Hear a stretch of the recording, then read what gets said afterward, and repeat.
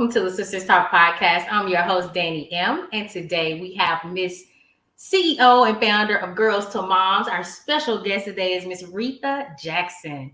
Thank you so much for being a part of the show today. Thank you. Thank you. All right, so we were talking behind the scenes. I was trying to get it together. Today's Friday. I'm super excited. I don't know where all this energy is coming from, but when I made your flyer, I thought about all this greatness in it. You have a lot of causes that you stand for.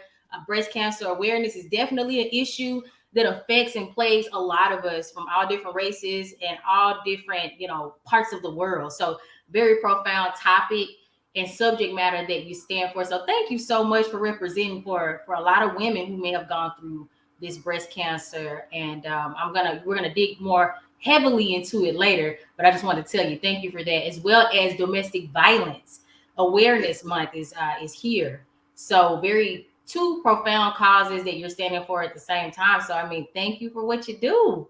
Thank you. You're welcome. Definitely. So before we get started, I would like for you to tell the audience, who you are and what it is that you do.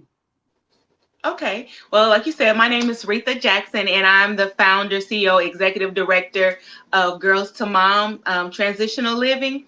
And we have been in existence since 2018. I am a mother of two children. They're grown with 3 grandchildren, wife, entrepreneur. I just love helping, women in the community. Amazing. And I really do appreciate what you do. And I just kind of wanted to pull up some stats, on breast cancer and domestic violence, but we'll get heavy into that later because it is a very serious topic. A lot of people may think it's cliche, but it's a serious issue that a lot of people Yes, it is. Yes, it is. Yeah, definitely. So what inspired you to create your organization, Girls to Mom? Girls to Mom ages start out with teenagers. Teenagers more so now. It's been generation after generation of helping, of teen mothers. I was a statistic of a teen mom at the age of 16. I was a single mother. So the whole ordeal is a lot of different varieties. Like the teen mom, not knowing you're still a child, you're not really knowing what to do without having some type of help and assistance. And then some women do not, some teens don't have it. So my thing was I had a village, but I had friends who didn't have a village. I was married and then became a single parent. So I was didn't know what to do. So single parent come in all types of, becoming a single mom comes in all types of ways. Either the spouse die or, they are just a single mother, or they go from divorce to being single. And so some of the resources that are available now was not available, in my generation coming up, unless you were sent to court and was ordered to have to take parenting classes. Parenting classes weren't free, and I say it all the time. When you leave the hospital with a baby, you get a baby. You don't get a baby and a manual. Yo, that's so true. That's so very true. So that's everything you said is true. Back in the day, things were totally different.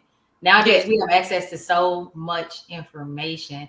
Exactly. And it helps when we have nonprofit organizations like yours. It's nonprofit, correct? Yes, it is a nonprofit. Yes, we are. Yeah, it's helpful when you have your type of company or organization out there helping people who don't know how to help themselves. Exactly. And, and I know people may say, oh, there are a lot of free resources, that people can, they can go to. But sometimes you have to think when some of these women are going for these resources, they're getting a general information as far as it's not like a one-on-one. And with Girls to Mom, it's more personal.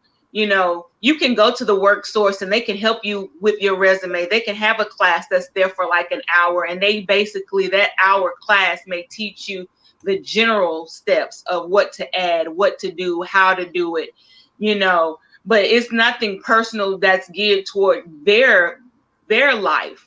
And with Girls to Mom, that's what we do. We sit down, we go over their resume, and we help them with their resume that fits them, not a general overall, because we're all different individuals. Yeah, that's a very good point. Everybody's going to need something totally different. Every mother will need a different type of instruction or know how to gather certain resources differently from the next mom, right? So everybody's different, and they're going to need a specific package to suit their needs. So we have Miranda Hines, who says, I had to relearn after having a 7-year-old and a newborn. Yes. And then Kathy Tatum, she dropped the website. It's streaming across the banner right below, girlstomom.org. Yes. So yeah, I mean, you made very solid points with that. And there's a lot of, I don't even know the statistics on this myself. There's a lot of teenage pregnancies nowadays, so much so that the high schools are building daycares now. So it's a need for this type of information. Right. And we are in a couple of schools right now, and we're working with the wraparound counselors to get into additional high schools. Because believe it or not, there are even teen pregnancy. I don't know if you want to call them teens, but they're in middle school too. Right. Yeah. And again, that parenting class, sometimes it's a generation curse. Like, they're teen moms, but their mom was a teen mom, and you have a lot of these mothers and daughters, they're more friends than they are mother and daughter because of the age difference. Some of them may be only 13, 14 years apart, 15 years apart from each other. And so that's where with Girls to Mom, again, we teach life skills for them, because they need them along with parenting classes, to kind of guide you in a direction that want to help you break that curse that you don't want to have your child growing up to be. You want them to be better than what you were. Do you offer parenting courses as well paired with this? Yes, in terms of the parents of the teens. So currently we offer it to any of the single mothers. So if they want to come in and take the class with their teen daughter, then we're open to it. Yes. Okay, that's good. Because I don't know, what's your opinion about the increase of teenage pregnancies, like as of lately, like within the last 3 to 5 years? I go back to being that single parent. The single parent is basically not having the adequate information or being taught or given resources to help them find jobs that'll be for them to be financially or educated on different aspects that they could actually have or services that they could have. And so they're leaving the children at home to babysit themselves. And so if you have a mom that has to work a night shift, then they're leaving their teen children. And of course, with teen children, we feel like we're raising ourselves, so we feel like we can do whatever. So it's a catch-22, because they're a single parent, and then the lack of supervision.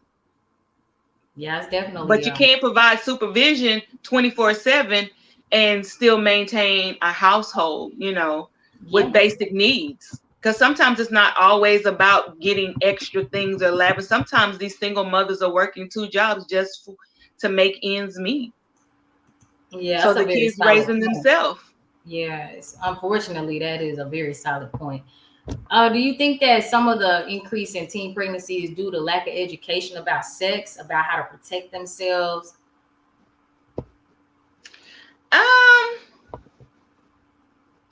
They don't have sex education in school anymore like they used to. And I would say yes, the lack of it being discussed properly, because I'm sure they're discussing it amongst themselves.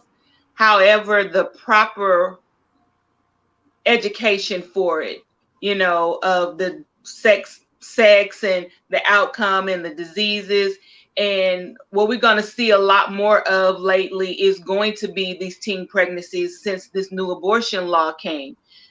Because you could just imagine how many teens were going getting abortions and not necessarily with their parents knowing, as long as they had an adult to take them. Well, you got Aunt Johnny will take you, go get an abortion, or you got your friend's cousin that's over 18 that'll, take you. So it's the teen pregnancy rate is going to become really high. For sure. Like I just pulled up some stats on teen pregnancies based on the CDC website, so you guys can check it out. People don't know what the CDC is by now. It's the Centers of Disease Control and Prevention. And so they show here that for between ages 15 and 19 years of age, between the years of 2018 and 2019, this is based on a racial group. 5.2% of Hispanic females, it was a decline in that many people that were having birth, every year. So this is the percentage of decline in teenage birth rates. So it's 5.2% for the Hispanic females, 5.8% for the non-Hispanic females, not males, and 1.9% for non-Hispanic Black females. So didn't go down that much for the Black females. It went down significantly between the years of 2018 and 19 for white females by 5.8%, and then for the Hispanic females, 5.2%, which that doesn't represent like every racial group, right?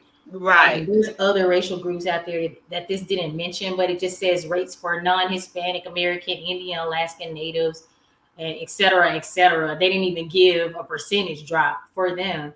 But anyways, I mean, it shows that there has been a decline as of 3 to 4 years ago. But as you said, now that we have this new law in the state of Texas, things definitely can change.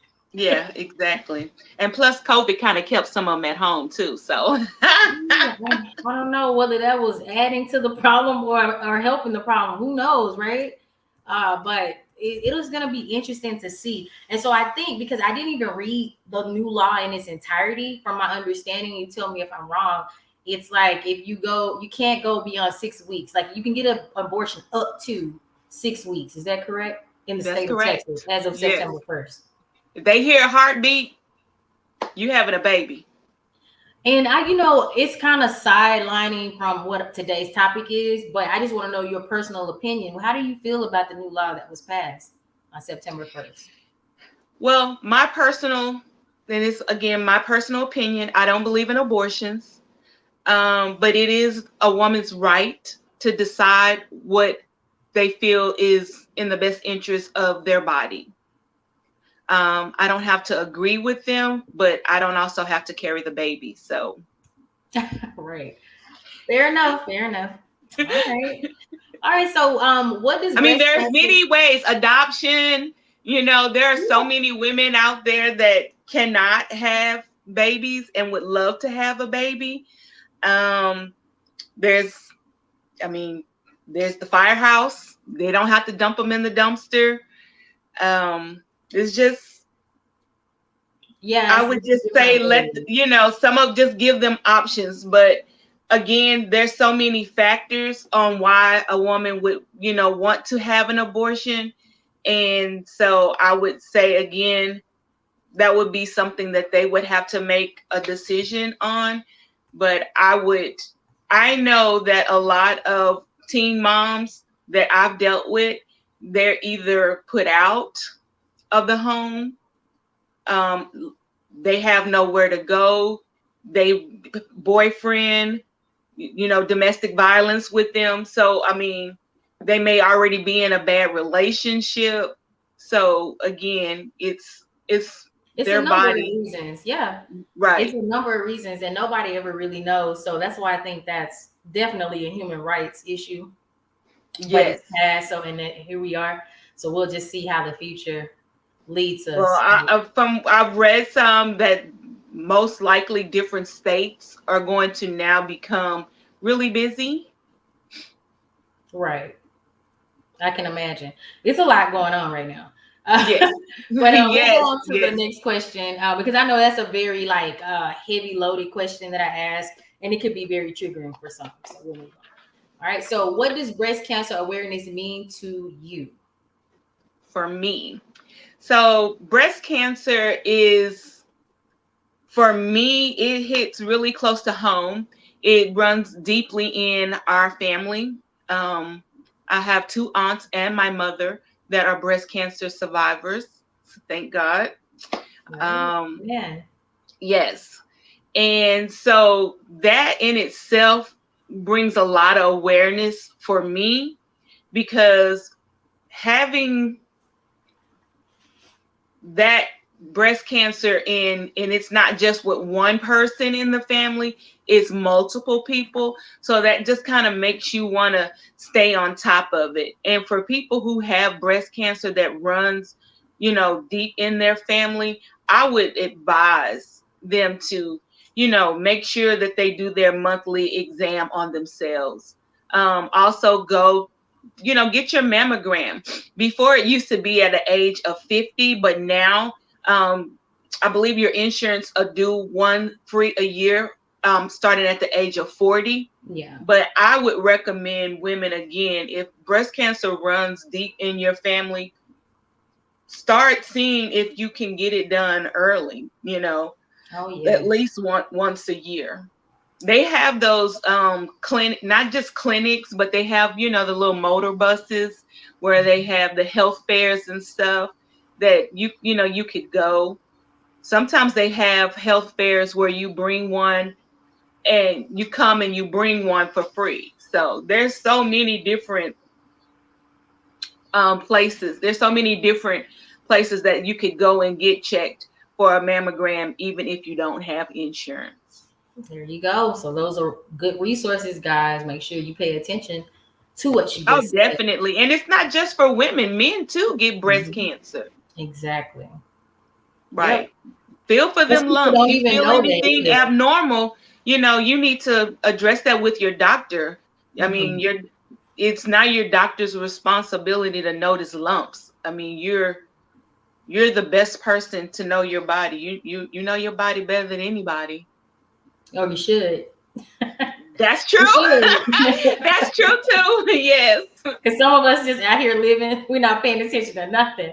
So, Be yeah, like, you're oh, right. I just bumped into the wall. It's gonna go away. And lump getting bigger and bigger. Like, I'm baby, telling go you. to the doctor. That's right. That's right.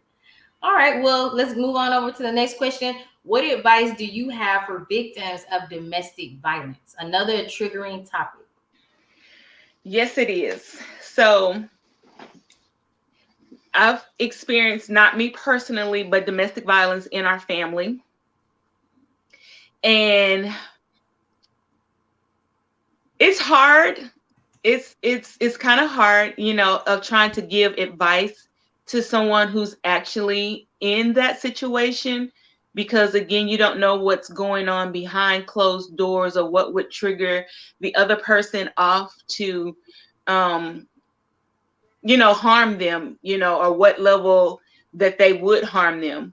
But what I would tell anyone who's in a domestic violence situation, there's ways that you can reach out to people, by letting them know, like coming up with code words that wouldn't be alarming to your partner that's violating you. If you want to get away, there are ways that you can get away. If you get away, stay away. Come on. Um, a lot of times it's, oh, I'm sorry, I did it. I won't do it again. And it just keeps going back and going back and you going back. And then sometimes there's no more going back. You either, you know,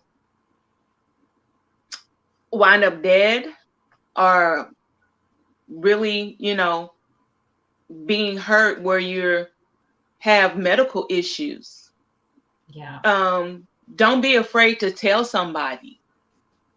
I know a lot of people will say, hey, if you do this, I'm going to kill you or I'm going to kill them.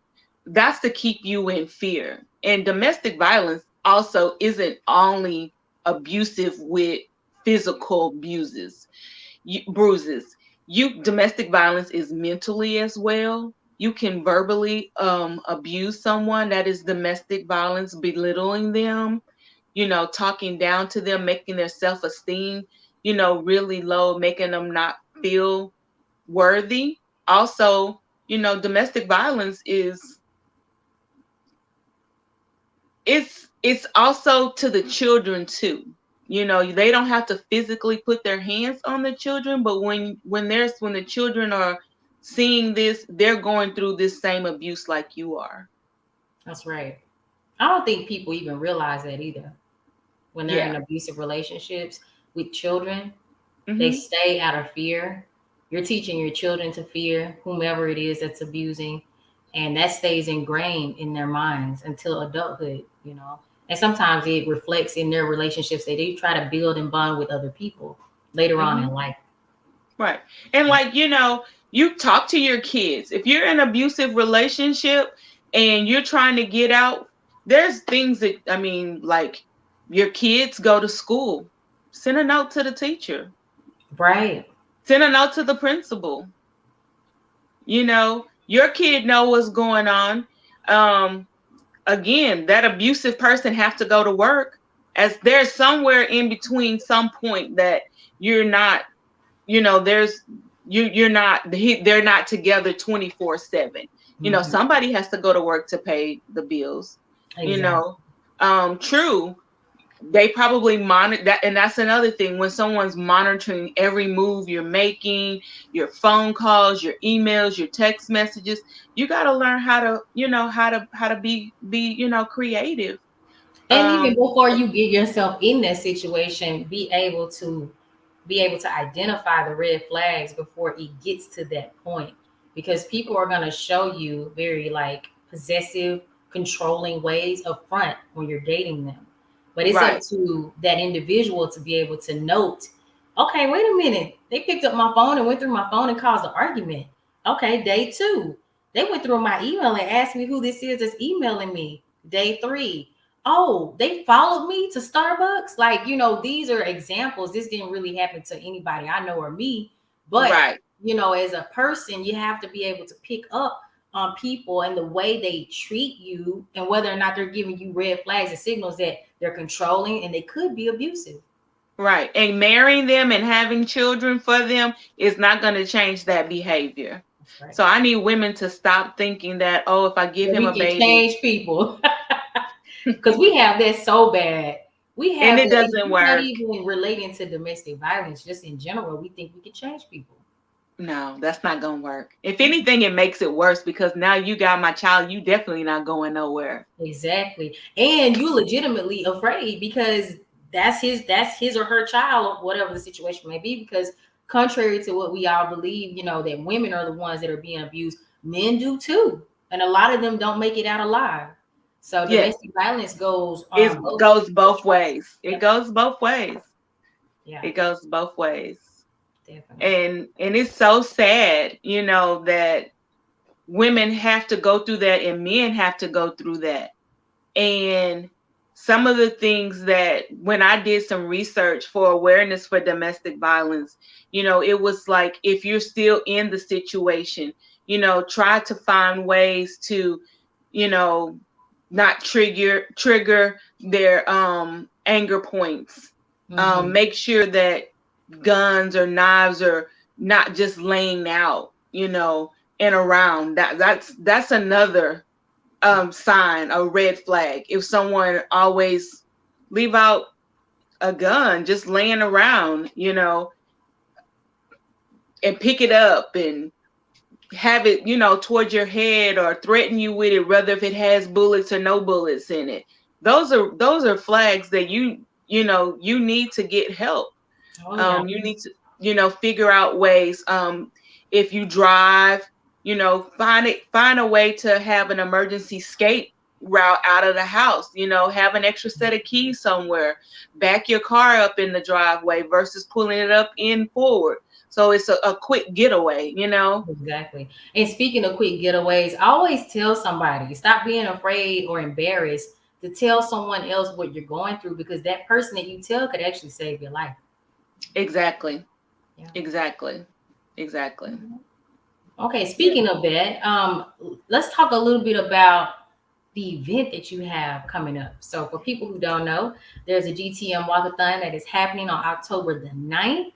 And so this is going to entail both breast cancer awareness and domestic violence awareness, right? Tell us a Right. little bit about it. So we will be having a walk. And I know it says 3 miles, and a lot of people are like, I can't walk no 3 miles. But we want you to come out and we want you to walk for your cause, for either a survivor or for someone who has either lost their battle to breast cancer or has lost their life to domestic violence.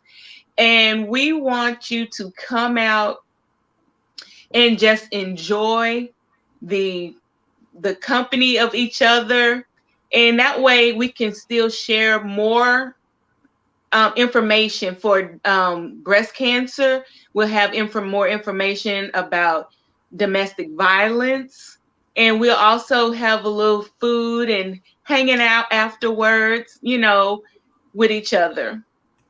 Great So times. Yes. yes, great. We're gonna have great times. Definitely. Great times. And for And everybody who's looking at their calendar, it's next Saturday. So next you can Saturday, mark your you can calendars. go to our website and register at, like you have it on there, www.girlstomom.org. If you have a group of 10 or more, you can email us at info@girlstomom.org. And one of the reasons that we want you to register, because we want to make sure that we recognize who you're walking for, whoever is in memory of, or whoever the survivor is. And we don't want to miss out on honoring anyone. So that's one of the main reasons that we want you to register. We also have free gifts for you for registering. And then we also, I would say door prize, but there's no door. So we got a pavilion prizes. There you go. That's awesome.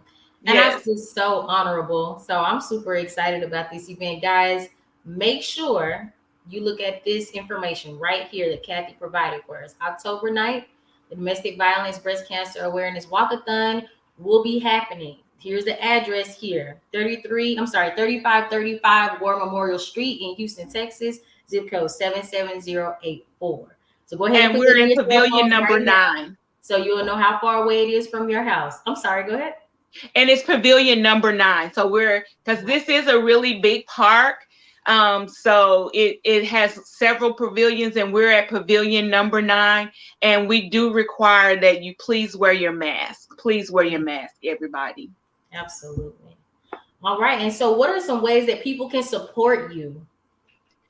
Okay. So also, before I go past that, with the walkathon, we already have several sponsors that has sponsored with Girls to Mom, and I just want to reach out to them. I mean, say thank you to them for being a sponsor. We have Collaborating Voices is one of our sponsors. We also have Queens with a Purpose, Kings with a Purpose. We have the Turtles. We also have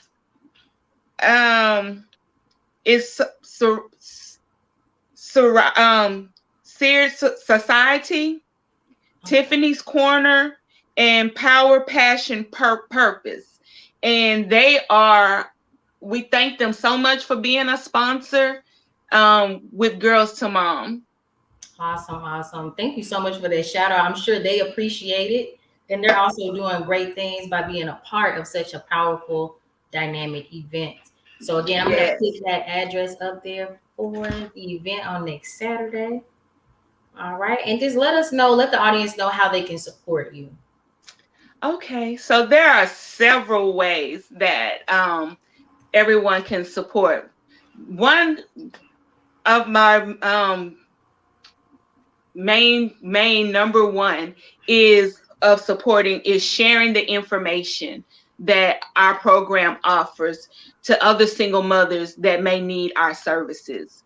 That is a big support there in itself, because with people sharing what we do, that is supports Girls to Mom with bringing in mothers for us to help the mothers, teen mothers, single mothers. Of It doesn't matter how old you are, every single mother still needs some help.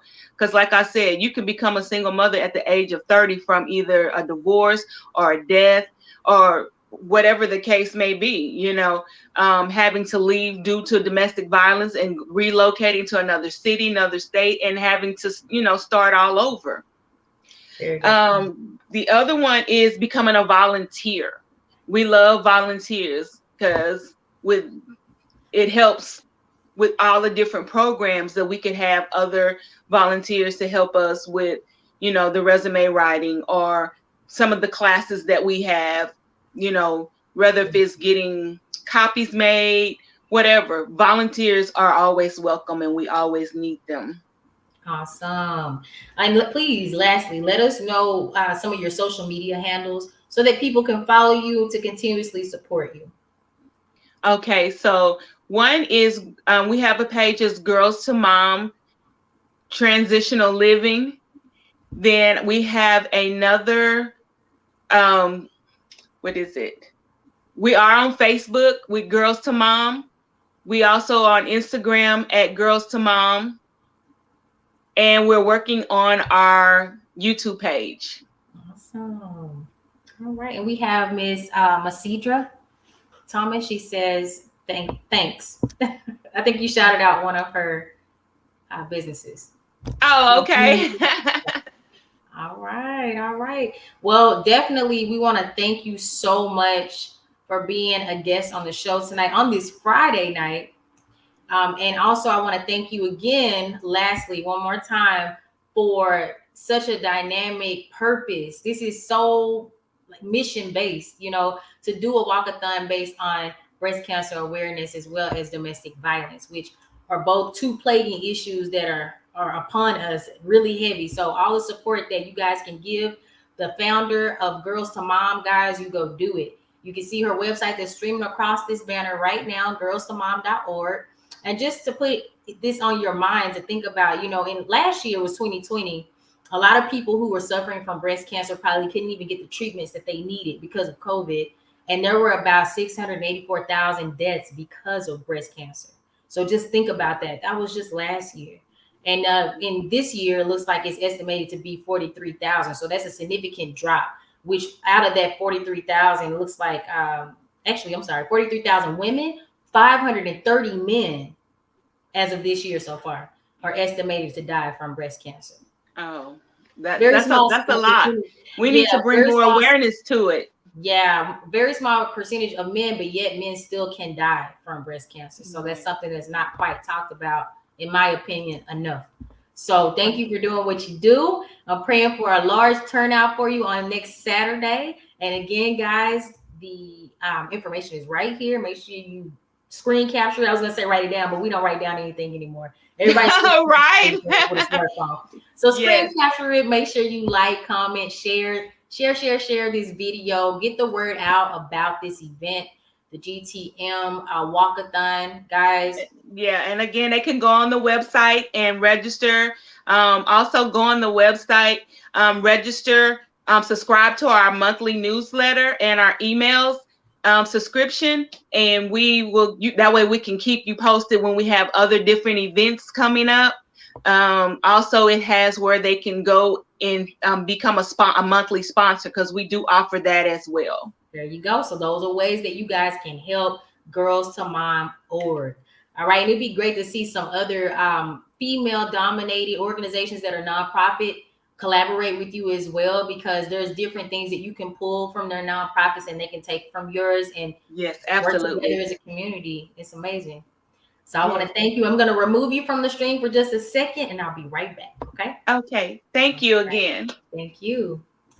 All right, guys. So that's another segment today. Make sure you go support Mrs. Jackson. Her website is streaming across this banner right now, girls with a Z to mom.org. Now, her walkathon will be scheduled for next Saturday on October the 9th. So make sure you get all the information to this walk at that website. So if you have any questions, you can inbox me. Feel free to go to Mrs. Jackson's website. You can find her on Instagram too, Girls to Mom. She also has a Facebook page as well.